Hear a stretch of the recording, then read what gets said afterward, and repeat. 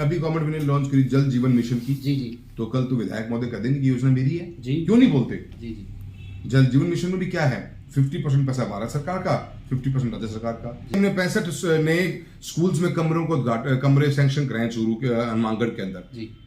वो कमरे किस चीज के हैं? वो नाबार्ड और गवर्नमेंट ऑफ इंडिया की जो स्कीम है समसा, उस स्कीम के तहत पैसा अवार्ड हुआ है। वहां लोग उद्घाटन कर रहे हैं कि स्कीम हमारी है। तो ऐसे तो आप पब्लिक को कंफ्यूज कर रहे हो कि एक तरफ भारत सरकार प्रधानमंत्री फसल बीमा योजना पैसे देती है तो आप कहते हो कि मेरा मैं ले आया। जब आपका रोड बनती नहीं है तो उसमें आप औरों पे नाम डाल देते हो। तो समझ में नहीं आ पा रहा कि आपने तो पिक एंड चूज कर लिया। जो योजना अच्छी चल रही है वो तो हमारी, चाहे किसी की भी हो, और जो योजना अच्छी नहीं चल रही वो अगलों की। दोस्तों नमस्कार, सनातन संस्कृति यूट्यूब चैनल और फेसबुक पेज के माध्यम से हम आपका स्वागत करते हैं। आज हमारे साथ एक युवा सांसद माननीय श्रीमान राहुल कसवां जी मौजूद हैं, जो मेरी कॉन्स्टिट्यूंसी से आते हैं। तो मैं उनसे कुछ नॉन पॉलिटिकल इश्यूज पर और कुछ पॉलिटिकल इश्यूज के ऊपर हम बातें करेंगे। तो चलिए दोस्तों शुरू करते हैं आज। सर फर्स्ट ऑफ ऑल मैं आपको थैंक यू कहना चाहूँगा क्योंकि हमें आज इतना टाइम दिया आपने, कीमती समय में से समय निकाल के। सर बहुत बड़ा एक पॉलिटिकल इश्यूज या सबसे बड़ा किसानों का एक बहुत बड़ा मुद्दा है, वो है बीमा का। तो सर अभी जो आया है वो शायद मेरे को आंकड़े इतने याद नहीं है, लेकिन ये बताया जा रहा है कि खरीफ 2021 का बीमा है, मैं करेक्शन करना चाहूँगा। तो सर वो बहुत से लोगों का ये क्वेश्चन है, कुछ लोगों का आया नहीं है, कुछ लोगों का आया तो बहुत कम आया है। इसके पीछे क्या रीजन हो सकते हैं सर? देखिए, एक भारत सरकार नरेंद्र मोदी जी के द्वारा एक बहुत शानदार स्कीम चालू करी गई थी, प्रधानमंत्री फसल बीमा योजना। 2016 से पहले भी ये योजना चलती थी, पर 2016 में इसका एक मूल रूप चेंज करने का काम किया गया।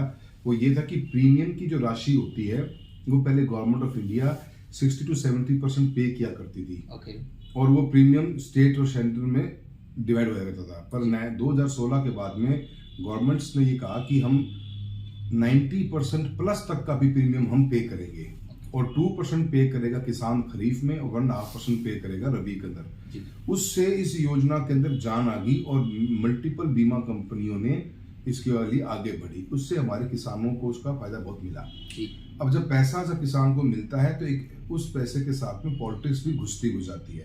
काफी लोग उसमें अपना एक कोशिश करते हैं कि इसका हम इसको इस हिस्से का मोटा हिस्सा हम खा जाएं और हमारा राजनीतिक भविष्य इसके ऊपर सेक लें। उसी के कारण इस योजना का बहुत miss information public at large में बहुत पहुंची, और जो फायदा मिला भी बहुत है। आज लोकसभा क्षेत्र चूरू की बात करूंगा तो करीब हम 4,500-5 हजार करोड़ के आसपास का क्लेम ले चुके हैं। और ये क्लेम किसानों के खाते में डायरेक्ट आया है। पर कई बार पॉलिटिक्स हो जाती है। मैंने हमेशा से एक बात माना कि as a politician, as a member of parliament हो चाहे एमएलएज हो, हमारा काम, जब मेजर वर्क हमारा यही होना चाहिए कि गवर्नमेंट्स के बनाई गई नीतियों का फायदा हमारे क्षेत्र के लोगों को मैक्सिमम मिले। हम कोई इंडिविजुअल मनी होल्डर्स नहीं है कि जो हम डायरेक्ट पैसा अलॉट करेंगे और गांव में विकास होगा, नहीं। वो भी एक वर्टिकल है, वो भी एक माध्यम है कि एमपी कोटे से अपने स्कूल में कमरा बना दिया या बच्चों के लिए प्लेग्राउंड बना दिया, वो भी एक काम है। पर जो मेजर वर्क, मेजर ट्रांसफॉर्मेशन होगा वो तभी होगा जब गवर्नमेंट्स की स्कीम्स और उनका इम्प्लीमेंटेशन, उनका एग्जीक्यूशन आपके क्षेत्र में कितना बेहतरीन तरीके से हो रहा है। उसी रूप में बीमा की जो योजना थी उसका भी हमने बहुत पुश किया हमने। और जो लकूने रहेगी, देखो योजनाएं बनती हैं देश भर के लिए। देश का अलग अलग विपरीत परिस्थितियों में, आज चूरू जिला ऐसा है जहाँ पे ठंड बहुत पड़ती है, गर्मी बहुत पड़ती है। हमारा 80% लैंड आज भी सॉल्टी वाटर पे डिपेंड है हमारे, हम है। तो इसी कारण से ऐसे होते हैं। तो 2021 का इशू यही है कि 2021 में फसल बीमा योजना के अंदर जब क्रॉप कटिंग हुई, उस क्रॉप कटिंग के ऊपर बीमा कंपनी का एक हक होता है। उसने अपनी कंप्लेन को दर्ज कराया state level technical assessment committee में कि जो क्रॉप कटिंग हुई है हनुमानगढ़ डिस्ट्रिक्ट के अंदर और चूरू डिस्ट्रिक्ट में, उससे हम संतुष्ट नहीं है, हमारी कंप्लेन को आप स्वीकार करो। State level technical assessment committee जो होती है, उस कमेटी के अंदर राजस्थान सरकार के एग्रीकल्चर कमिश्नर्स बैठते हैं, जो कृषि आयुक्त होते हैं, सेक्रेटरीज बैठते हैं, बीमा कंपनी बैठती है, और संबंधित जिले के कृषि अधिकारी और कलेक्टर्स में शामिल होते हैं। जी सर। उसमें किसान का रोल नहीं है। प्रॉब्लम ये है, उन्होंने अपनी कंप्लेंट दर्ज करवा दी। उस कंप्लेंट को दर्ज करना ही बहुत बड़ी गलती मैं सरकार की विफलता मानता हूं कि आपने कंप्लेंट दर्ज क्यों करी। सर। क्यों? कंपनी ने कहा कि भी मैं बीमे की क्रॉप कटिंग जो होती है, क्रॉप कटिंग एक पैमाना है कि आपका लॉस कितना हुआ, उस लॉस के ऊपर ही हमें क्लेम मिलता है। जी। तो उस क्रॉप कटिंग की कंप्लेंट को जब बीमा कंपनी ने दर्ज करवाया, सरकार ने स्वीकार किया, वो पहली गलती मैं मानता हूं। क्योंकि उसमें हनुमानगढ़ जिले के कलेक्टर के द्वारा दिया गया डॉक्यूमेंट जो हमारे पास में है, जिसको हमने पब्लिक भी काफी बार कर दिया, उनका ये मानना था कि हनुमानगढ़ जिले में 5,000 के आसपास सैंपल कलेक्ट हुए थे, उसमें से 35 से 40% के अंदर बीमा कंपनी ने हस्ताक्षर किए हुए हैं। जी सर। जब हस्ताक्षर ही कर दिए थे तो बीमा कंपनी को शिकायत करने का हक नहीं था। अगर हक है भी तो स्वीकार करने का हक अधिकारियों का नहीं था। तो वहां से प्रॉब्लम शुरू होती है और इसलिए हमारे को टाइम लगा। और सरकार ने, राजस्थान गवर्नमेंट ने भारत सरकार का जो हमारा सैटेलाइट डिपार्टमेंट है उसको पत्र लिखा कि भी हमें इसके भी आंकड़े चाहिए। स्टेट गवर्नमेंट के मांगने के ऊपर भारत सरकार ने उनको वो 3 साल के और उस पर्टिकुलर 21 खरीफ के भी उनको आंकड़े दे दिए। उसके बाद में स्टैक ने एक फैसला लिया कि भी हम पैसा देंगे सैटेलाइट और क्रॉप कटिंग के एवरेज के ऊपर, जो उन्होंने चूरू में दे दिया था। उसके ऊपर हमने बहुत विरोध किया और कलेक्टर का लेटर लिखवा के भिजवाया राजस्थान सरकार के अधिकारियों को कि जी हनुमानगढ़ जिले में 45-40% जगहों पे क्रॉप कटिंग के साइन हो चुके बीमा कंपनी के। तो बीमा कंपनी का ये अकेला एक तरफा फैसला नहीं हो सकता कि सैटेलाइट से आप दे दो। जी सर। तो जहां जहां पे अब पैसा आया है, अभी 266 करोड़ के लगभग पैसा किसानों के खातों में आ गया है। करीब 75 से 100 करोड़ के पैसा और आना है। उसके आने के बाद में गवर्नमेंट ऑफ राजस्थान वो लिस्ट आपको प्रोवाइड करेगी पब्लिक एट लार्ज को भी कि भी बीमा कौन से क्षेत्र में क्रॉप कटिंग से दिया गया है, कौन से क्षेत्र में सैटेलाइट से दिया गया है और कौन से क्षेत्र में उनके अनुपात में दिया गया है। सर एक क्वेश्चन इसमें मैं और ऐड करना चाहूंगा। बेसिकली जो हरियाणा से लगता इलाका है आपकी कॉन्स्टिट्यूंसी में, क्योंकि पूरा का पूरा हरियाणा से लगता इलाका आता है, उसमें भादरा एक बहुत बड़ी भूमिका है उसमें, आप मान सकते हैं उसमें। तो भादरा के जो श्रीमान माननीय विधायक महोदय हैं, वो इस चीज को लेकर या तो जनता के बीच में ऐसे खुद को प्रकट करते हैं कि ये बीमा मैंने दिलवाया है, या मतलब ऐसे इन चीजों को अपने तरफ क्रेडिट लेने की कोशिश करते हैं, और आप सर ये कहते हैं कि ये सेंट्रल गवर्नमेंट की स्कीम है। तो इस चीज को आप किस तरीके से डिस्कस करते हैं? तो आप पढ़े लिखे हैं, पत्रकार हैं, मतलब खुश हूं कि आप इस प्लेटफॉर्म का इस्तेमाल करके पब्लिक एट लार्ज में यूथ को एजुकेट भी करोगे। आप देखिए नाम क्या है योजना का, प्रधानमंत्री फसल बीमा योजना। सिंपल सी बात है। तो आपका तो क्वेश्चन के 90% दम तो यहीं टूट जाता है। जी। और बेसिकली मैं सब बीच में आपको रोकना चाहूंगा, क्योंकि गांव के लोगों को ऐसा लगता है, जो भादरा के एरिया से आते हैं, मोस्टली जो वहां से विधानसभा क्षेत्र से आते हैं, उन लोगों में एक बहुत बड़ी इस बात को लेकर वो चाहे वो बरगलाते हैं या किसी तरीके से ये बोला जाता है कि ये बीमा फला फला व्यक्ति दिलवा रहा है। इस चीज को आप कैसे? देखिए जी, मैं तो यही कहता हूँ कि अकील के बाद अज्ञानता हो जाती है और उसका नुकसान भी होता है। आज आप देखिए कि प्रधानमंत्री फसल बीमा योजना इस देश के अंदर 2016 में रिवाइज योजना निकल के आई थी और पूरे देश के अंदर हर स्टेट के लिए ओपन ऑफर थी कि आप इस योजना को स्वीकार करना चाहते हो करो। तो उस योजना के अंदर 50% share of premium was supposed to be paid by the central government और 50% राज्य सरकारों को भरनी थी। 50% की राशि भरनी थी भारत को, भारत सरकार को, 50% राज्य सरकारों को। उसमें से जो हमारे देश में जितने भी राज्य हैं उसमें से मात्र 21-22 राज्यों ने ही इस योजना को स्वीकार किया। बाकियों को लगा कि हमारे को जरूरत नहीं है। आज काफी ऐसा क्षेत्र जहाँ पानी बहुत ज्यादा है, आज चूरू लेक का एरिया है, हनुमानगढ़ का एरिया है, हमारे यहाँ पे मौसम आधारित मार बहुत पड़ती है और ये वेदर बेस्ड भी इंश्योरेंस है। तो इसीलिए गवर्नमेंट ऑफ इंडिया ने स्कीम तो लॉन्च करी, किस चीज की करी? अभी गवर्नमेंट ने लॉन्च करी जल जीवन मिशन की। तो कल तो विधायक महोदय कह देंगे कि योजना मेरी है, क्यों नहीं बोलते? जल जीवन मिशन में भी क्या है, 50% पैसा भारत सरकार का, 50% राज्य सरकार का। अभी रिवाइज डिस्ट्रीब्यूशन सिस्टम है जो इलेक्ट्रिसिटी का है, उसको नेटवर्क को इंप्रूव करने का स्कीम निकाला गवर्नमेंट ऑफ इंडिया ने। 3 लाख करोड़ का प्रोजेक्ट है। उसमें राजस्थान सरकार को 9.5 करोड़ मिले। उसमें 60% भारत सरकार दे रही है, 40% स्टेट गवर्नमेंट दे रही है। तो वो योजना भी विधायक महोदय की होनी चाहिए। प्रधानमंत्री ग्रामीण सड़क योजना था, उसके रिपेयर मेंटेनेंस में 50% पैसा गवर्नमेंट ऑफ राजस्थान इंडिया देती है, तो वो भी स्कीम उनकी होनी चाहिए थी। दीनदयाल उपाध्याय ग्रामीण ज्योति योजना थी, हर घर में बैठे हुए व्यक्ति को रोशनी देने का काम था ढाणियों के अंदर। 50% 60% भारत सरकार पैसा था, तो उसको भी योजना विधायक महोदय की होनी चाहिए। तो भारत सरकार कोई एग्जीक्यूटिव बॉडी नहीं है। भारत सरकार योजनाएं निकालती है, उसको इंप्लीमेंट करने का काम सेंट्रल गवर्नमेंट के द्वारा स्टेट गवर्नमेंट्स का है। सेंट्रल गवर्नमेंट तो ministry of railway, ministry of postal, हमारा MEA एक्सटर्नल अफेयर्स है, या हमारा नेशनल हाईवेज है, यही हम मेजर काम सेंट्रल गवर्नमेंट के एम्प्लॉयज करते हैं। अदरवाइज राज्य सरकारों के ही एम्प्लॉयज कामों को पूर्ति करते हैं। बिजली हो, पानी हो, सड़क हो, शिक्षा हो। अभी हमने 65 नए स्कूल्स में कमरे सैंक्शन कराए चूरू के हनुमानगढ़ के अंदर। वो कमरे किस चीज के हैं? वो नाबार्ड और गवर्नमेंट ऑफ इंडिया की जो स्कीम है समसा, उस स्कीम के तहत पैसा अवार्ड हुआ है। वहां लोग उद्घाटन कर रहे हैं कि स्कीम हमारी है। तो ऐसे तो आप पब्लिक को कंफ्यूज कर रहे हो कि आप क्यों नहीं कर सकते। आप ये कहते हैं हाँ भारत सरकार ने ये स्कीम लाई है, ये स्कीम राजस्थान में लागू हो रही है, और भादरा का हमारा किसान बड़ा जागरूक आज का नहीं है, बहुत पहले का जागरूक है।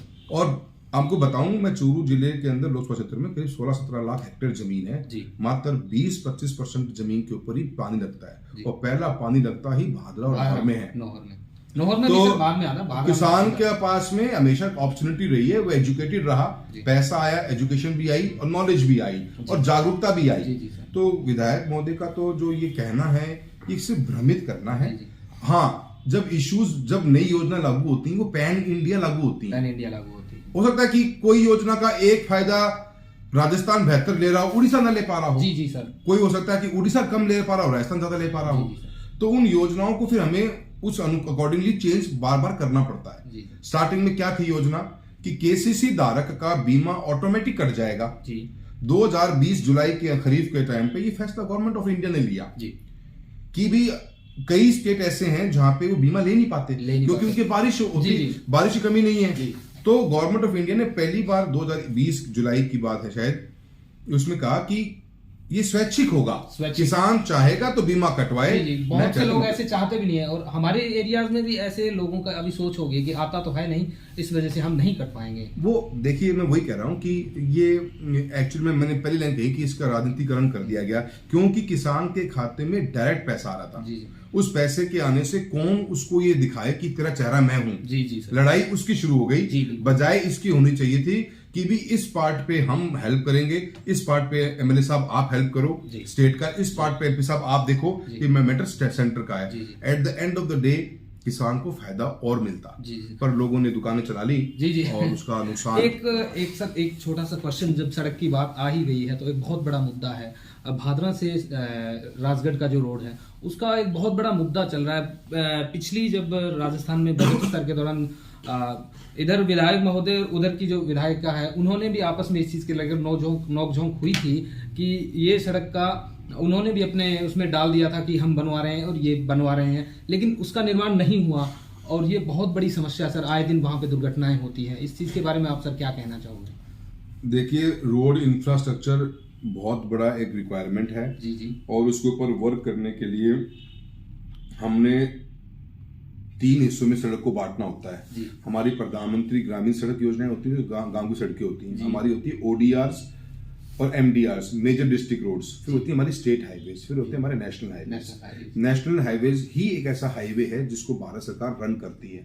इसके अलावा स्टेट हाईवेज के ऊपर काम करने के लिए गवर्नमेंट ऑफ इंडिया ने एक फंड निकाला है, CRIF फंड, कि कुछ पैसा सेंट्रल गवर्नमेंट भी स्टेट हाईवेज की रोड्स को या MDRs को इंप्रूव करने के लिए डायरेक्ट स्टेट को पैसा देंगे और स्टेट रोड बनाएगा। उसमें कॉन्ट्रैक्टर या कॉन्ट्रैक्ट का हिस्सा गवर्नमेंट ऑफ इंडिया के पास नहीं रहेगा, उसको बोलते हैं CRIF, उसका पैसा भी देती है भारत सरकार। तो पर बाकी पैसा, बाकी रोड्स जो हैं वो स्टेट गवर्नमेंट के अंडर में आती हैं। स्टेट के पास पैसा नहीं, न स्टेट के पास प्लानिंग नहीं। आप बोर्ड भी देखोगे, पत्थर लगा होगा, ग्रीन बेल्ट का SH लगा होगा उसके ऊपर।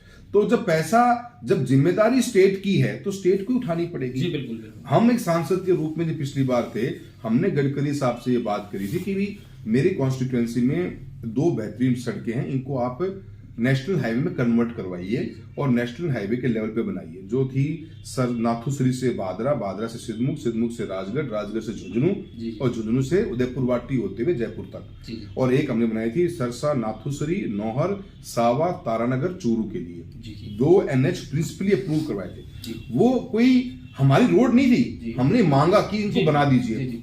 उसकी DPR बनी, भारत सरकार ने पत्र लिखा स्टेट गवर्नमेंट को, DPR बना, काम किया। आज 4 साल हो गए, स्टेट गवर्नमेंट ने वो रोड आज तक हैंडओवर नहीं करी सेंट्रल गवर्नमेंट को।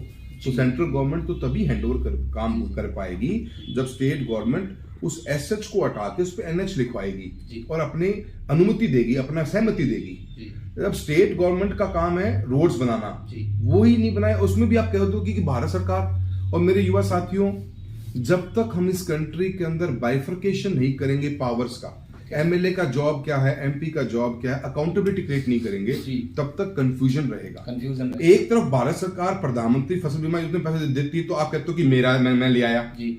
जब आपका रोड बनती नहीं है तो उसमें आप औरों पे नाम डाल देते हो। जी। तो समझ में नहीं आ पा रहा कि आपने तो पिक एंड चूज कर लिया। जी। जो योजना अच्छी चल रही है वो तो हमारी, जी। चाहे किसी की भी हो, जी। और जो योजना अच्छी नहीं चल रही वो अगलों की। तो ये तो कोई कंफ्यूजन ये है। और इसमें भी अभी स्टेट गवर्नमेंट ने एशियन डेवलपमेंट बैंक से पैसा लिया है। जी। और मैंने चीफ सेक्रेटरी जो हमारे सेक्रेटरी हैं रोड्स डिपार्टमेंट के राजस्थान गवर्नमेंट के, और जो चीफ इंजीनियर, उनसे मैंने मुलाकात जयपुर में करी। मैंने उनको भी कहा कि इन दोनों रोड्स का, नथुसरी से उदयपुर वाटी वाला वाया जो बादरा का रोड हमारा ये, जी। और साथ ही साथ के अंदर नौहर सरसा का, ये दोनों रोड की पोटेंशियल नेशनल हाईवे के लेवल की है। क्योंकि अगर आप हिंदुस्तान का नक्शा देखोगे तो हमारा ट्रैफिक नॉर्थ से साउथ जाता है सारा। हम सभी लोग ऊपर से या जाते हैं मुंद्रा पोर्ट, या हम जाते हैं मुंबई, या हम जाते हैं चेन्नई। जी। तो ये दोनों रोड्स पैरेलल चलती हैं। पैरेलल। एक तरफ चलती है चंडीगढ़ से दिल्ली चलती है, उसी के पैरेलल रोड ये चल रही है। इस रोड को आप वाइडन करोगे, बाईपासेस दोगे तो इसमें ट्रैफिक ह्यूज आएगा। उदाहरण देता हूं, राजगढ़ से लेकर जो हरियाणा बॉर्डर से लेकर सालासर तक की रोड बनी। जी। उस रोड के ऊपर जिस दिन बनी थी 2014 में बनी शुरू हुई थी वो रोड। जी, जी। उससे पहले इस रोड के ऊपर ट्रैफिक था सिर्फ 700 ट्रकों का पर डे। Per day. आज की तारीख में हम 19,000 क्रॉस कर चुके हैं, 19,000। तो कैपेसिटी, क्योंकि वो सारा ट्रैफिक उस पर आ जाएगा आपका। हमने यही बात करी है। और आज भी स्टेट गवर्नमेंट के पास में पैसा नहीं है, बातें हैं आपस में, सिर्फ नाम प्लेट कहां लग जाए, जी। जी। वो उस लगाने की जिद्दोजहद। 2 क्वेश्चन और है मेरे। एक तो मैं सर ये पूछना चाहूंगा कि जैसे हमारे पास बहुत बड़ी लैंड है, हम देखेंगे चूरू लोकसभा क्षेत्र में बहुत बड़ा एरिया आता है। तो भारत में अभी स्टार्टअप का बहुत बड़ा सिस्टम चल रहा है। अभी शायद अभी वो भी चल रहा है, उसका प्रधानमंत्री जी अभी जो अहमदाबाद में चल रहा है, कुछ इंदौर में सॉरी। तो क्या उसके दौरान हमारे को कोई ऐसा प्रोजेक्ट अगर वहाँ पे आपके थ्रू अगर कुछ मिल सके तो युवाओं को एक अच्छा रोजगार की एक स्कीम या कुछ ऐसा स्टार्टअप, क्योंकि आईटी के क्षेत्र में और हम भी अपने एरिया डेवलप हो रहे हैं। आपने भी बताया कि अभी एक लड़का आया हुआ था जो इस तरीके के कुछ प्रोजेक्ट हमको भी मिल सके, कुछ ऐसा विजन आपके मन में हो तो कुछ। देखिए जी, हमारा एक बेसिक मानना है कि इन्वेस्टमेंट्स कहाँ आती हैं, जहाँ पे गवर्नमेंट्स सिक्योर और मजबूत होती हैं। भारत के अंदर हर स्टेट ने एक कल्चर मोदी जी साहब के द्वारा गुजरात में शुरू किया गया 2002 के अंदर, कि हम समिट बनाने लग गए। हम समिट करते हैं कि जहां हम इंटरनेशनल लेवल पे जितने भी इन्वेस्टर्स हैं या इंडियन ओरिजिन के लोग हैं उनको बुला के कहते हैं कि भी आप आके हमारे यहाँ इन्वेस्ट करिए, हम आपको वन स्टॉप शॉप देंगे जहाँ पे एक जगह पे आपको सारी प्रॉब्लम्स का रिजोल्यूशन हो जाएगा। और साथ में इंफ्रास्ट्रक्चर पे हम वर्क करेंगे। स्टार्टिंग गुजरात से हुई भी आज हर स्टेट अपना बिल्कुल समिट लाता है। अब वो स्टेट गवर्नमेंट का काम है। आज स्टेट गवर्नमेंट राजस्थान में कांग्रेस की है, जो सरकार पिछले 4 साल से इनसिक्योर माहौल में चली है, जहाँ पे सिक्योरिटी एक इशू बन गया, जहाँ लॉ एंड ऑर्डर एक बहुत बड़ा इशू है, वहां इन्वेस्टमेंट्स कभी आती नहीं है। अब एक सांसद होने के नाते मेरा ये एरिया बड़ा छोटा हो जाता है। मेरा काम ये देखने का होता है कि मेरे कॉन्स्टिट्यूएंसी के अंदर इंफ्रास्ट्रक्चर पे कितना पैसा लग रहा है। अच्छी रोड्स होंगी, अच्छी रेल कनेक्टिविटी होगी, अच्छी पावर होगी, तो इन्वेस्टमेंट्स पक्की आएंगी। क्योंकि हमारा एक सबसे बड़ा प्लस पॉइंट ये भी है कि हम दिल्ली के नजदीक हैं, तो ये इस पर हम फोकस करते हैं। इसलिए नए नेशनल हाईवेज बनवाए हैं, काफी हमने ट्रेन चलवाई है, इलेक्ट्रिफिकेशन हमारी ट्रैक का हो रहा है, पूरा ट्रैक हमारा इलेक्ट्रीफाई हो रहा है। तो वो एक स्मॉल स्टेप्स हैं जो एक एमपी ग्रुप में हम ले सकते हैं, क्योंकि लार्जर ग्रुप में स्टेट गवर्नमेंट को ही पुश करना पड़ता है। अभी इकोनॉमिकल एक्टिविटी के रूप में झिंगा एक बहुत बड़ा हमारी अपॉर्चुनिटी बन के आया है, उसकी हम उसको खूब एक्सप्लोर करवा रहे हैं चूरू लोकसभा के अंदर, क्योंकि हमारा खारा पानी है तो पोटेंशियल बहुत बड़ा है। हिंदुस्तान ये जो मत्स्य विभाग, मत्स्य संपदा योजना भारत सरकार ने चलाई है, करीब 30-40 हजार करोड़ रुपए का फिशरी डिपार्टमेंट का एक्सपोर्ट का मार्केट है। उसको कितना टैप कर सकते हैं, उसके लिए हमने काफी प्रमोशनल एक्टिविटीज करी हैं। और अभी चूरू जिले के अंदर हमने चांदकोठी में कृषि विज्ञान केंद्र में 2.5 करोड़ रुपए सैंक्शन करवाए हैं, एक वर्ल्ड क्लास लैब बनवा रहे हैं, अच्छा। एक ट्रेनिंग सेंटर बना रहे हैं, ताकि और भी किसान, और गवर्नमेंट ऑफ राजस्थान के पीछे पड़े 4 साल लग गए जी जी कि चूरू के अंदर हमारे पास में लोकसभा क्षेत्र में हमारे पास में कोई भी फिशरी का ऑफिस ही नहीं था जी। एक ऑफिसर ही नहीं बैठता था। जी जी। अब ऑफिस खुला है जी। उसको, ताकि लोगों का फटाफट उसकी जो सब्सिडी है वो पास हो जाए जी। और उनको और ट्रेनिंग दी जा सके लोगों को। और हम जब भी कोई नया काम करते हैं हमें एक हैंड होल्डिंग करनी पड़ती है, हमारे को संभाले कौन का, जी बिल्कुल। हम कहाँ से बीज लेके आए, हम कहाँ से सीड लाएं, हम कहाँ से उनकी और भी उनके रख रखाव करें, क्या हमें ट्रेनिंग मिले, ये बहुत इंपॉर्टेंट है। हमारा किसान, हमारा जो एक आम नागरिक है इस क्षेत्र का, वो बड़ा मेहनती है, हार्ड वर्किंग है, वो कर सकता है, यूथ भी बहुत एजुकेटेड है, पर एक गवर्नमेंट की हैंड होल्डिंग चाहिए। सर इसमें कुछ सब्सिडीज वगैरह भी रहेंगी? 35% ऊपर सब्सिडी है, उसका 60% हिस्सा गवर्नमेंट ऑफ इंडिया देती है, वही है, पर सब्सिडी की फाइल्स मूव नहीं होती। जी जी। अभी हमने 2 प्रोजेक्ट कराए थे एनिमल हस्बेंड्री के, उनकी फाइल 8-8 महीने से नहीं पहुंचती जयपुर से दिल्ली तक, तो कैसे काम होगा? बेसिकली सबसे बड़ा रीजन यही है कि जो स्टेट गवर्नमेंट है वो सपोर्ट नहीं करती। स्टेट गवर्नमेंट का माइंडसेट नहीं है through towards development, towards creating job. आज राजस्थान का हर दूसरा व्यक्ति, हर दूसरा ग्रेजुएट अनएम्प्लॉयड है, क्योंकि एम्प्लॉयमेंट आए कैसे गा? क्योंकि इन्वेस्टमेंट पे आएगा। एक सबसे बड़ी सर समस्या ये भी है, क्योंकि हम देखते हैं कि बहुत से एग्जाम है वो लीक हो रहे हैं, इसके पीछे बात ऐसी निकल के आ रही है कि गवर्नमेंट का ही ऐसा हाथ है कि वो बेसिकली नहीं चाहती कि लोगों को रोजगार मिले। सर मेरा तो देखो पर्सनली मानना है, मैंने पहले ही बात कही, गवर्नमेंट वीक, पेपर लीक। जी।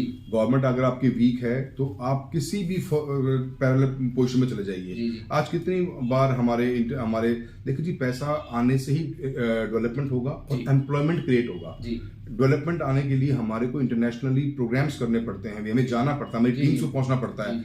आज कितने स्टेट गवर्नमेंट के चीफ मिनिस्टर्स हैं, थ्रू आउट वर्ल्ड घूम रहे हैं जी बिल्कुल। वो इन्वेस्टर्स लेके आएंगे। जब तक इन्वेस्टर ही नहीं आएगा तो कहां से हम जॉब्स क्रिएट करेंगे? क्योंकि आप सरकार बचाओगे कि सरकार चलाओगे, में 4 साल निकल गए आपके। बेसिकली यही चीजें मैं आपसे पूछना चाहता था, क्योंकि आज ऐसा एटमॉस्फेयर है राजस्थान के अंदर कि कब सरकार गिर जाए ऐसे माहौल में। और दूसरी बात, जो 2 लोग वहां पर रिप्रेजेंट करते हैं गवर्नमेंट को, उन दोनों के बीच में बेसिकली इस बात की लड़ाई हो रही है कि मैं वर्चस्व में रहूं या वो वर्चस्व में रहे। इस वजह से गवर्नमेंट अपने मुद्दों से भटक कर अपने बचाव के ऊपर उतर रही है, तो इन सब चीजों से जनता को नुकसान हो रहा है सर। तो क्या बीजेपी इस चीज का फायदा उठा के इन फ्यूचर आने वाले इलेक्शंस के अंदर अपना क्या एजेंडा सेट कर रही है, उस चीज के बारे में? ये लास्ट क्वेश्चन है सर मेरा आपसे। मेरा ये मानना है कि वसुंधरा जी की सरकार जब भारतीय जनता पार्टी की रही राजस्थान में, जी जी, एक डायनामिक पर्सनालिटी थी, एक अच्छा उनके पास में एडमिनिस्ट्रेशन का एक्सपीरियंस भी था, एक्सपोजर भी था, और एक अलग रूप में राजस्थान को हम लेके जा रहे थे और आगे बढ़ भी रहा था। एजुकेशन में क्या schemes government of Rajasthan Vasundhara ji नेतृत्व में लॉन्च करी। हर पंचायत में 12वीं के स्कूल का जो कॉन्सेप्ट मैडम लेके आई थी, उसने आज दिल्ली यूनिवर्सिटी के अंदर आप चेक करिए, मैक्सिमम बच्चे राजस्थान के। बिल्कुल बिल्कुल सर। तो मैम के रूप में बहुत हमने काम किए। इन्वेस्ट राजस्थान समिट राजस्थान था, आर्ट एंड कल्चर के लिए इतना बड़ा प्रोग्राम था मैडम का, जो पिछले 5 साल से 4 साल से इस गवर्नमेंट में बंद पड़ा हुआ है। मैं समझता हूँ कि आज का टाइम, हम आर्थिक युग में हैं, उस आर्थिक युग में हमें उस कैपेबिलिटी के साथ काम करना पड़ेगा, ऐसा एनवायरनमेंट खड़ा करना पड़ेगा जहां हमारा स्टेट सेफ एंड सिक्योर नजर आएगा। जहां सेफ्टी होगी, जहां सिक्योरिटी होगी, इन्वेस्टर वहीं पैसा लगाएगा।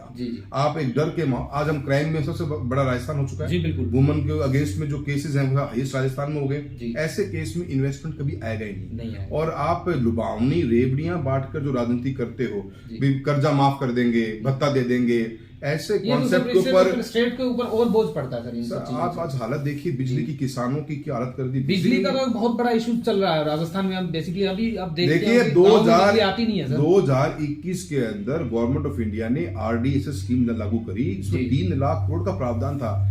राजस्थान सरकार आज 2023 के जनवरी बैठे हैं, अब जाके मेरी 2 दिन पहले मीटिंग हुई है, जो कमेटी आज से 1.5 साल पहले बना दी गई थी। तो आपकी सीरियसनेस ही नहीं है, पैसा ही नहीं आपके पास में। जल जीवन मिशन का 27% काम पूरा हुआ राजस्थान में, और ऐसे स्टेट्स हैं इस इंडिया के अंदर जिन्होंने 85-90% काम पूरा कर चुके हैं। तो आपको, क्योंकि आपका वो सोच नहीं है ना, आपका विजन कभी रहा, डेवलपमेंट कभी कांग्रेस का एजेंडा था ही नहीं। उनका एजेंडा था डिवाइड एंड रूल, कास्टिज्म और रिलीजन के नाम पे बांटो लोगों को और राज करो। मैं युवाओं से इतना ही कहना चाहूंगा, एक्टिवली होकर आप पार्टिसिपेटिव बने और नॉलेज रखें कि योजनाएं किसकी हैं, प्रधानमंत्री ग्रामीण सड़क योजना, प्रधानमंत्री फसल बीमा योजना जैसी योजनाओं को भी अगर कांग्रेस के विधायक ये कह देंगे कि हमारी योजना है और हम मान लेंगे कि हमने तालियां बजा दी, तो फिर कमी हमारे को अपने में देखनी पड़ेगी और हमें इसको सुधार करना पड़ेगा, अकाउंटेबिलिटी तय करनी पड़ेगी, तो अवश्य विकास होगा। सर एक जस्ट छोटा सा क्वेश्चन है मेरा, वो मैं आपसे ये पूछना चाहूंगा, अभी भारत जोड़ो यात्रा है उसके ऊपर बस एक छोटा सा कमेंट मैं आपसे लेना चाहूंगा, क्योंकि आजकल बहुत बड़ी एक चर्चा का विषय बना हुआ है राहुल जी की टी शर्ट, आपके भी वो जो सेम नेम राशि है वो, तो उसके अकॉर्डिंग मैं आपसे पूछना चाहूंगा इस पॉलिटिकल पॉइंट प्रूव करने की इच्छा है, तो भारत जोड़ने की विचार जो उन्होंने लेकर चले हैं, पहले पार्टी तो जुड़े जी बिल्कुल, और पार्टी नहीं जुड़ पा रही स्टेट के अंदर आपका, क्योंकि आपका कथनी करने में फर्क हो गया। आप अपने स्टेट के जिस स्टेट में आप लिमिटेड स्टेट्स में राज करते हो, सेंटर से आप कांग्रेस वाइप आउट हो चुकी है, अब राजस्थान जैसे स्टेट के अंदर जिस माहौल में सरकार चली है 4 साल में, उसको जोड़ने का काम टॉप मोस्ट प्रायोरिटी होनी चाहिए थी, पर वो वहां मिस कर गए हैं। भारत जोड़ने निकले हैं, वो उनका एक कॉन्सेप्ट सोच है, वो मैं उनके बारे में कुछ नहीं कहना चाहता, पर राजस्थान के रूप में कहूंगा, राजस्थान के लोगों को ये चाहिए कि पहले आपकी पार्टी यूनाइटेड दिखे, ताकि कुछ अच्छा मजबूत काम हो सके, रेबड़ियों से नहीं धरती पे काम करके ही वोट लेने का काम करना पड़ेगा। जी बहुत बहुत धन्यवाद सर, आपने हमें इतना समय दिया, थैंक यू।